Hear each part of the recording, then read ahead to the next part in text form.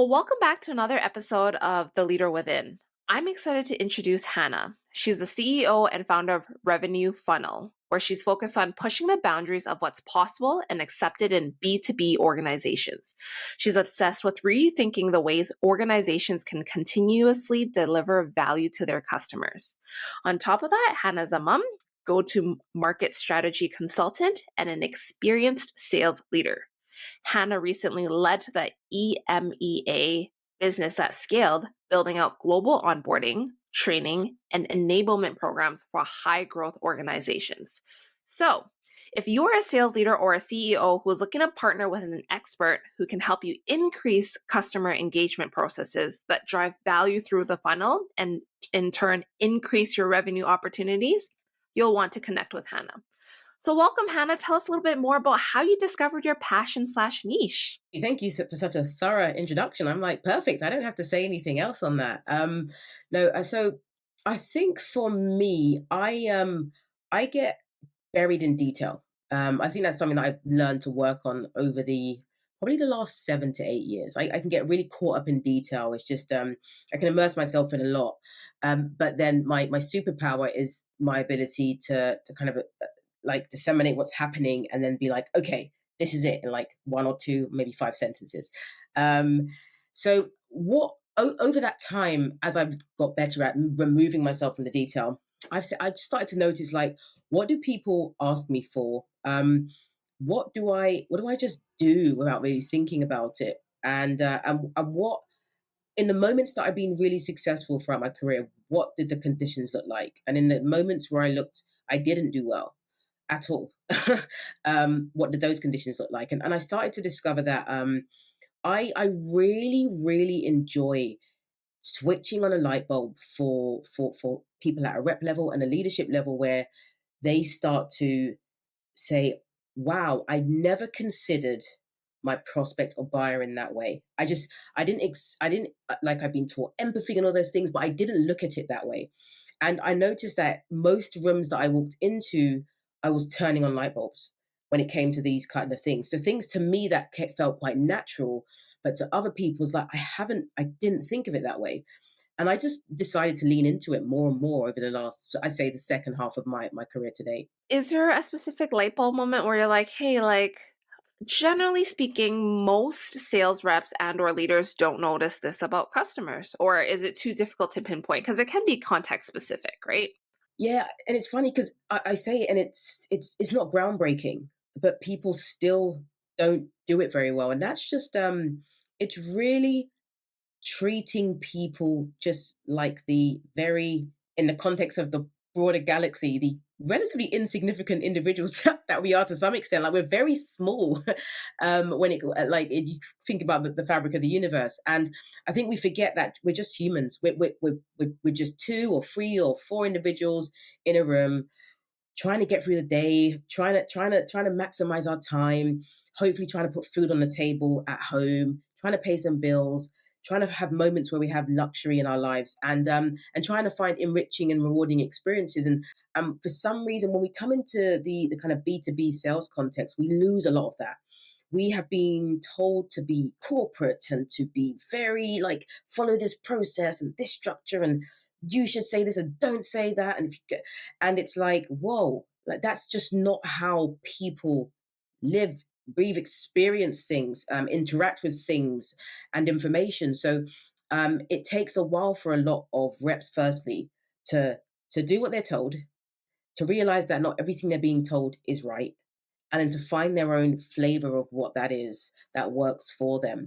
So I try to inverse that and say, be you from the start, take in all of that information of best practice, best direction, and experience that you can get from your leaders in your business, and then go execute in the best way possible. Because that in that way you find success faster. And I know that from myself, but also trying to replicate that with other people as well.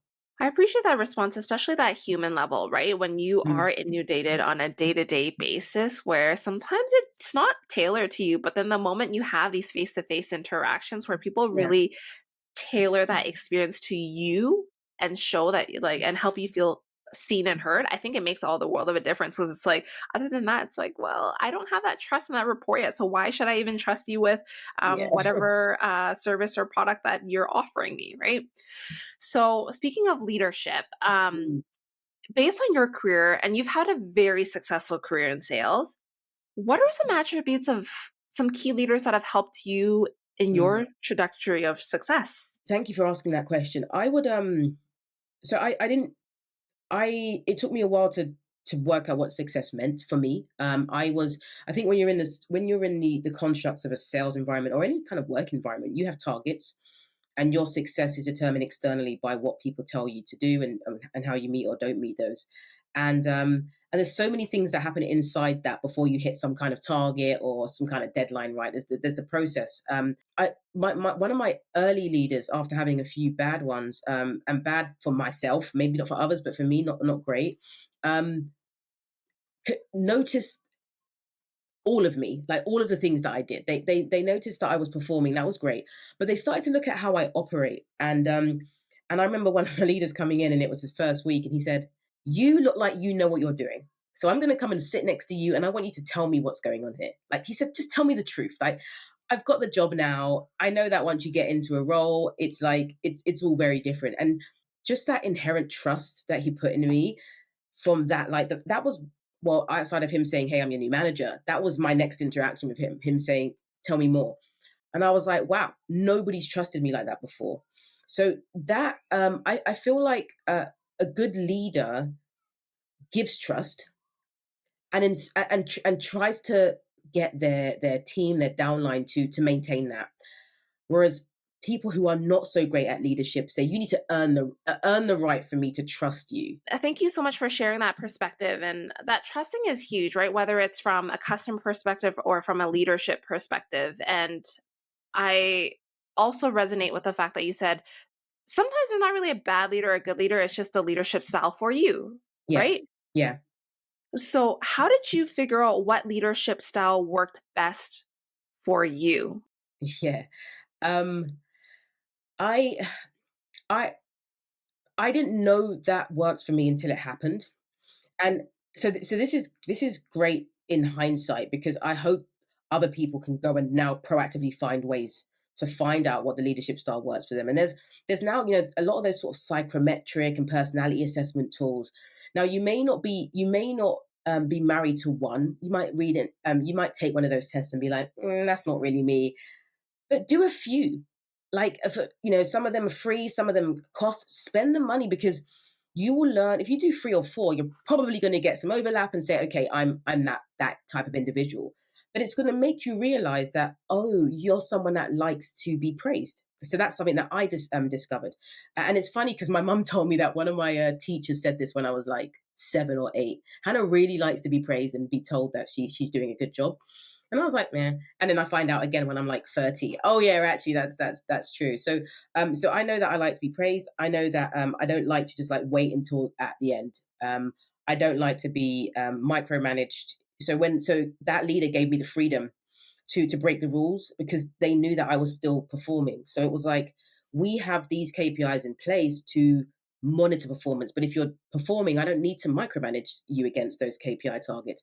And he fought my battles until even his boss was like, okay, I can see that this individual doesn't need these. Just let her do her thing. So I'm saying this now because I didn't know that. But with that insight, you can look, and when you're even in interviews, or when you're maybe in your annual assessment, you can say, "Boss, I this is going to work best for me in allowing me to be the best person for myself, but also for the business. So I don't need to be micromanaged. Give me that space, give me that trust, and then if you don't see what you need to see, guess what? Come down hard on me. No problem. I don't mind you asking me 3 times a day, what's going on, what's going on, what's going on." But I feel like when you give someone that freedom, they want to act inconsistent. They want to act consistent with that freedom you've given them. They want to say, well, I don't want to let you down, right? And it's all about psychology. So I find all of that quite interesting. And yeah, so that's kind of how I started to think about the leadership styles that work for me. I appreciate that you created the space because, especially like coming out of university or high school or whatever it may be, and you land your Mm, first role, like you wouldn't know any of that, right? So to have someone like you say, hey, like, you know what, a lot of it will be through experience. where Mhm. you figure out what works, what doesn't work, and it'll also be context specific, right? And the type Mm. of role and everything too.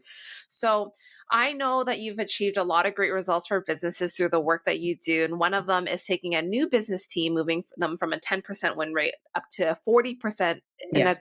quarter. Yep. And what would you say is like a key piece of advice for new leaders who are looking to help transform their team? Love that question. So there's something, and it's, I think leaders have to I think you have to push back, right? As you come in as a revenue leader of some type, you have to learn to develop a habit of pushing back and managing your manager. People say manage up and stuff like that. And I know there's various books about this, but I say that because you have to own your time, because you are being held accountable to how that time translates into attainment quota, right? And target achievement. So if even if you're given some guidance on do this and that, you have to find out, where do I put my time to try to drive that result, to try and enable that result. And the better you become at knowing where you need to step in and how you can help your teams enable them to be better, is where you're going to see the results. So I was working as a consultant and stepping in to support that. And the big thing for me is, I remember coming in and I was looking at the types of deals that the team were doing, and they had absolutely zero problem, even when they weren't doing the best sales process and the tactics and stuff. And I was like, this is awful, but we're doing it. But that kind of like 0 to 4K, 0 to 5K deal value, that was easy. But they were spending so much time trying to do all this complicated stuff. And I'm like, they're going to buy, you know how that works. It's just like clockwork. I said, your challenge is that next bucket. So I really want you to get through those quick. So accelerate the deal velocity of that and then focus higher up, right? So now most of your attention is there, and you're going to close more of those because you're giving it the attention that it needs. And you need, firstly, as a consultant, you get, it's a bit biased because now that you are, you're almost a scapegoat for it going right or wrong. If it goes right, great. If it goes wrong, great for them, because it's like it's your fault. However, what it meant is it gave me the permission to say, stop doing that and start doing this. Whereas sometimes internally as a leader, you don't get that freedom. And that's where sometimes it does become valuable to lean on that external and impartial individual or group of individuals. So in those situations, it was a case of focus. Just where should we focus our attention as a team, and then where does the leader step in? I said, stop stepping in on things you don't need to step in on, and focus on the stuff that you really do. You don't have to do everything, but we get quite attached to everything, and it's hard. And I so appreciate where you're coming from when it's like knowing when to step in versus knowing when to fight the battle for your team, right? Because that's the hardest part of Mhm. being a Yeah. leader. And I guess as you progress through your career from sales rep all the way up to that leadership and then consulting, what would you say has been like your biggest learnings that you can offer to women of color who are looking to step into sales as well? No, so thank you. So twofold. So firstly, I'll just answer the question around that sales to consulting thing. So so not all sales people, sales leaders can turn to consultants. That's the first thing. Good ones. The reason why is because there's a particular type of skill set that you need to have and build in order to get better at consulting, and it's very different from just being a salesperson. And this is why, when you are a salesperson, you go in, you find value, you sell to that value, you close it out, great, and you usually hand that over to somebody else in most sizable organizations now to kind of handle that customer success process. When you are doing consulting, depending on how big or small your organization is, you are doing the selling, but you're also customer success support and traditional account management. And some people do not hold that capacity to manage that whole journey, where it's like, whatever I deliver has to work. It has to translate inside the fabric of the business. So you have to work out, how am I gonna, what's my like, where's some of the ignorance that I have in those other skill sets around account management, customer success, support. Sometimes it might be a little bit technical, and how do I close the gap there? The other side is around women of color, getting into sales, full stop. And it first takes, if sales is not something that you're familiar with at all, you have to go into spaces where they're teaching and talking about sales and opportunities there. And the first thing is trying to work out, how do I like increase and improve my understanding of what sales is? Because most people see sales as the things that they've bought before. So sales is working in a shop, selling clothing or bags or food, selling cars, person knocking at the door trying to sell them gas and electricity. They don't associate it with a kind of a more white collar environment to some extent, right? They don't see that, oh, there's the kind of like this corporate entity wrapped around it.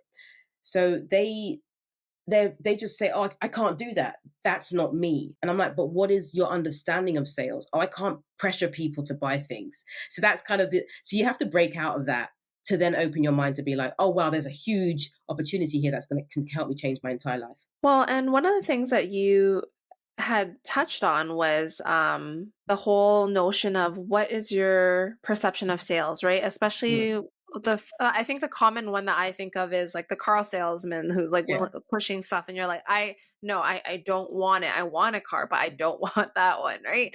And how do you identify what is a good environment for a high performing sales team? Like you were, because you've worked with so many different companies, and Yeah. just saying like, yep, you're setting your sales rep up for success, which means you're setting your customers up for success. It's hard. I did a really bad job at that myself. Like, I mean, for most of my career. And the reason why is because I never was in a financial position to take the time, the considered time to really think through it. And I think in the beginning, just jump into a role. Just you don't know. If you need money, you need to get a job, just go and learn, because no matter what happens, any sales environment is going to teach you something very quickly because it's so intense, whether it's bad or good. Okay, not terrible. You don't want to intentionally go into a bad environment, but hopefully you get the gist of what I'm saying. If you have that opportunity, jump on it. However, if you have if you can provide or you can allocate considered time to really thinking through, okay, what is it like? What do I know now? What's my skill set? What have I done? What can I bring to the table? And then how do I match that with a good environment? And then what does good look like? I need a good leader. I'm hoping to get a good compensation plan. I'm looking for evidence of success in the existing team.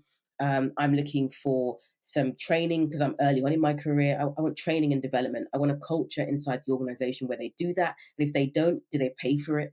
I'm looking for, particularly now, I need life balance. What is the likelihood that if I have a dental appointment, I can go to that? Because I've been in organizations where they're like, nah, and you can only get it on the weekends. You have to find like the Saturday dentist, right? Or the Saturday doctor. So and at the time that was right for me in that company, but like so much has changed now. So I think you have to understand what that life balance looks like for you.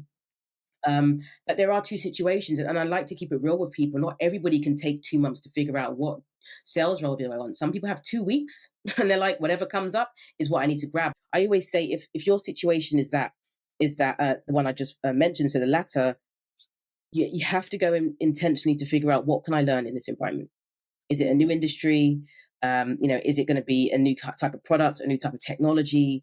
What can I learn and take from this as a rep to this role, my next role, if this doesn't work out? And that's what I had to start doing. I'm getting into this role. I'd get in and be like, oh man, this wasn't a good one. But I'd say, okay, I can see that the VP of sales isn't great. I'll be honest. Like in my head, I'm like, this isn't okay. So, okay, what are they not doing that I know needed to be done? And I bring that to my next role because I could see it, and that was just part of my career at some point. So, big answer Well, to a small question, but I just wanted to say it's not as easy. It's not as easy as just being like, I'm gonna. This is what a great organization looks like. I totally appreciate where you're coming from, especially when you said not everyone has the luxury to take their time to determine the best environment. Because when you have to pay for the bills and keep the lights on, right, you will take what you have to in the Yeah. moment, right? So, and that's very realistic. So I appreciate that piece. And then I guess from the other thought that comes to mind is when it comes to sales, I think the most common thing that people gravitate towards initially is the income potential, right? Because any Mm. other average 9 to 5, you're capped annually, right? And then you hope that the next year you get a percentage increase.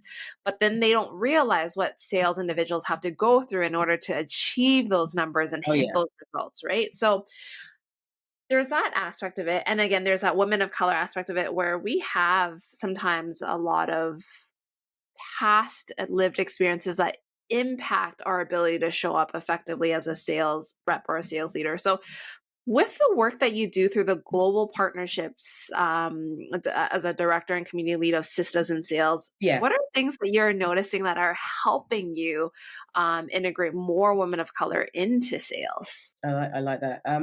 So the lived experience piece, it sits heavy. It's heavy, and I think it's and you'll know this at sometimes it's heavier on some days than it is on other days. Sometimes you're like, nothing can impact me, and then you see a situation like George Floyd, and you're like, everything's impacting me, and it's all coming back, and it's so heavy. And when are we ever going to get a break?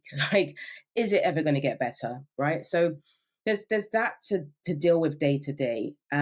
So one thing that I did a talk last year at the Citizen Sales Summit, and one of the first questions I asked the audience is who here believes that that if they left their company today, their company would be worse off. And most people put their hands up. And I also said, who here thinks that they are I think I said something like who here thinks that they have incredible superpowers, and a lot of people put their hand up, and I was like, wow. And I was like, who here thinks that the company that they work for recognize those superpowers? And not as many hands went up. And there's this thing here where I try to help women of color understand that, take the fact that you are underestimated as your superpower, because you're walking into rooms where people very rarely see you. Therefore, anything that you don't really see is going to be unfamiliar. In anything you do, if someone puts something on your plate that you've never eaten before, you're like, what's that? I don't know what that is. What? You're like picking it up and trying to turn it around, and you have a little taste, right? But it really is the same situation when you are walking into a room that is predominantly white male, and they may not have themselves even had the pleasure or displeasure, depending on the situation, of working with other women, or let alone women of color. So they're like, okay, this is a new situation here. I don't know what to do. They're generally like, I don't know what to do. So I'm talking about those who aren't just blatantly ignorant and have no desire to fix that. I mean people that are like, okay, we're here now, and I just haven't experienced you. I don't know what you can bring to the table. So I say use it as your superpower, because even the most fundamental things that you do is like, wow, okay, now I get it. And then you start to actually show how knowledgeable you are, how you bring all of these different lived experiences, having to have to almost like for a lot of us, and I feel like this story is globally shared. There's a lot of us that learned really core skills very early on. I remember going to university, and most of my housemates, like, they couldn't cook, they didn't know how to look after themselves, they couldn't like use the washing machine and stuff, and their parents were bringing them food every other weekend. I was like, what? Like, I used to run my dad's like accounting and admin from like the age of 14 to 20. So I just knew a lot, and it was so, for a lot of people, it was like, huh? So I say, like, leverage those stories, leverage those experiences, because whilst you think it's small, it's going to bring so much value. So to your question around what am I seeing inside like women of color trying to transition in and around sales, is a lot more of like trying to break out of this phrase around imposter syndrome. Like, how do I separate myself from it, and not feel like an imposter? Because I'm not. I don't get why that's now like I'm being. I don't know why I felt that way. Thank you for sharing that piece and the learning that you took away from that conference in itself when you did the speech. And I guess a few thoughts that come to mind too is the Yeah. whole notion around imposter syndrome, because I think as a sales rep, that is, you deal with, so especially from that B2B context, right? You deal with a Mhm. lot of high level leaders, and the stake feels really high in the moment, right? So what is maybe a piece of advice that you've kind of been given, or you're like, I'm going to give it now, in dealing with imposter syndrome, especially when that anxiety is high and the stakes are high? It's funny because I didn't know how to put this into words until I heard more about it over the last, say, year. But I'm always like, when you are just really good at what you do, you will not feel like an imposter. And it's very natural to do something for the first time and not really know. So, like, transitioning from a salesperson to a sales leader and being like, oh my God, I'm a bit fearful, is very normal. You're not trying to be something you're not. You're adopting a new identity and leaning into learning how you fulfill it and show up properly. So it's not that you are an imposter. You don't have like you shouldn't feel like you shouldn't be here. You're here and you're learning. Like, we're learning every day, and I think we don't. We have, like, from school we're taught that you can't do something until you pass this test, you're not good enough, right? So we get a role, there's not really, sometimes we even meet the criteria, but we're like, where's the next test, what am I going to fail at? Like, so that's quite hard. But I think the first thing is you start to reduce the feeling and the influence that the feeling of imposter syndrome can have over you when you just continue to get better at your craft. So if you are not proactively invested in your craft, then you're going to start to feel like, I don't know about this. I was really out of my depth in that situation and that situation and that situation. But it's like, yeah, but that's okay if you then acted on it. And then you were like, didn't really get that part. I asked a question. I understand where the gap was. I'm going to go learn it. And I think a lot of people just don't do that. So they don't go and continue to build, and they just wait for the business to do that for them. And I feel in today's world, how you stand out is you have to be proactive in your own development and making sure that you can reduce those feelings of imposter syndrome and get the results. Get the results. If you got proof, then you're like, I'm good.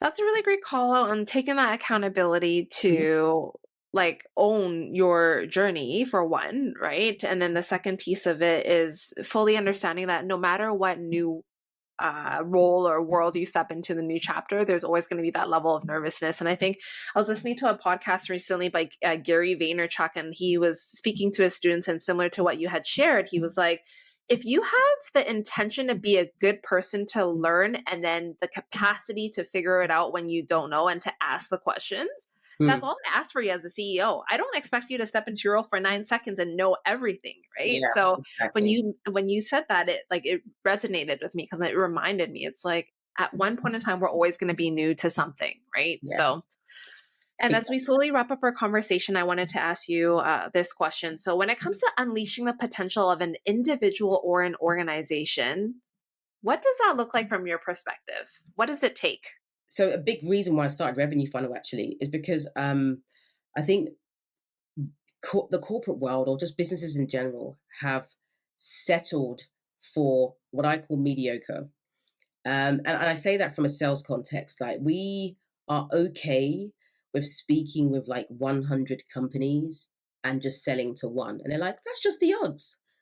And I always say, the I feel like the biggest and best and most audacious organizations say, how do we aim for perfection, like knowing that it's not a finite game. I love the concept of finite and infinite, but how do we just keep on this trajectory of perfection where we always lean into making sure that we've just done the next thing that someone hasn't quite thought about.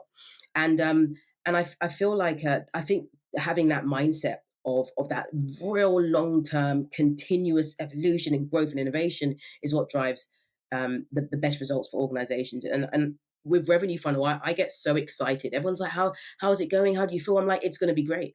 It will be great, because I know that this is not something that I'm just doing to be like race to a million and I sell it. Like, I'm like, I can see how I can see the patterns and the macro trends, and how this is aligning with that, and just how what that journey can look like. And I get excited. That's what drives me when it comes to leadership and really getting the best out of people. I kid you not, the thing that I have seen work the best out of anything is like two or three concepts. One is having really, really clear expectations. I sat in a room over the course of 2 years with more than 100 very senior revenue leaders and asked them every time I had a new group, how, on a scale of 1 to 10, how confident are you that your team knows exactly what's expected of them? Exactly what's expected of them. And they were like, and I said, and they were like, I actually, and they've got their quota, and I'm like, yeah, but do they clearly understand all of the things that make that quota, the activities, the things, the behaviors, what they should be doing, how they should act? And they're like, oh, no way. And I said, that is one of the first things that you have to clear up, because what you do is we assume so much. And I remember one of my previous leaders said, and I just assume nothing. He said, just assume nothing. So I was leading a team, but he was leading me, of course. I'm just like, don't think that people think like you. Like, if you think a certain way, and that may seem what may seem logical to you hasn't quite even reached them yet. So that expectation setting, and of course that kind of infinite mindset, are two things. The last concept we've already touched on, and that's trust. I have literally said to myself, what is going on between this dynamic with me and one of the reps in my team? And I'm like, I see so much in this individual and I don't get why it's not showing up and why other people are also not seeing it. So I said, I'm going to do a test and I'm going to give them a task that I feel like they're going to struggle with. And I feel like, but I'm going to tell them that they can do it. And I'm going to set really clear expectations and I'm going to talk towards the outcome. And they did it. And I got feedback from other team members, other leaders. They're like, what's changed? And I'm like, this is so interesting. I just went to them and told them, like, I gave them permission to just go and do something that was going to be them kind of punching above their kind of where I felt like they were at.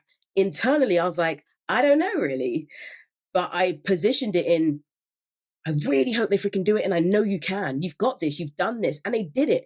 And I find to the experience I had 15 years ago, I was doing it, but the person didn't know that. And they kept trusting me. They trusted me. I mean, like, we were junior reps. We weren't even allowed to go on the road. And they were like, let's go to some meetings. And I'm like, are you sure? It's like, you're great internally. Like, let's go face to face with customers. Let's go sit in a room. And I'm like, oh my God, like, this is not even my job. So that trust meant when I got in there, I'm like, I've got to kill it. I ain't got no choice. I've got to kill it. So you then act in accordance with those high expectations because it's exciting for you and you're being trusted to do something. So trust, clear expectations, and infinite mindset will honestly drive the winning team. And the people that don't live up to that will leave. Well, they're like, this isn't the environment for me. Like, successful environments aren't for me. And that's also okay because there's somewhere for them where they're going to find what success means like for them. A huge kudos to you for taking the time out to invest into your sales rep like that, because it takes a lot of trust on your end as well, right? To Yeah. be like, there's going to be a lot riding on me if this doesn't Yeah. work out Yeah. well. But I think you've created that safe environment to ultimately almost fail forward, right? Like it's either you're going to learn or you're succeed. Like there's nothing else that's going to happen. It's not going to be catastrophic, right? Yeah. And then I guess my last question to you is, what is one thing you're working on right now that you're excited about and want to share with the audience? Oh, okay. So I'm going to be launching a weekly series on LinkedIn called the Buyers A Buyer's World, and it's speaking to leaders, and also like just under leaders, maybe early leadership across the entire go to market team. So marketing, customer success, sales leadership, chief revenue officers, on how things that they're doing to create really incredible experiences for buyers across their buying journey. So that's going to be twofold: either technology that they sell and just to solve problems across the buyer experience journey, or things and tactics, methods, stuff that they've done to achieve that. So I'm really excited about that. We've got 12 weeks lined up, kicking us at the back end of the year. So yeah, I'm really excited about that. Well, that's going to be exciting to see what will come through the LinkedIn feed and just in general, because you have provided so many golden nuggets through the content that you continuously post. Please. So thank you for that. And so I appreciate you sharing your wisdom and your expertise. And to everyone else who's tuned into this episode, thank you so much for your time and attention. It means a lot to me, and I can't wait to keep in touch with you on my next episode. Till then, stay safe. All right.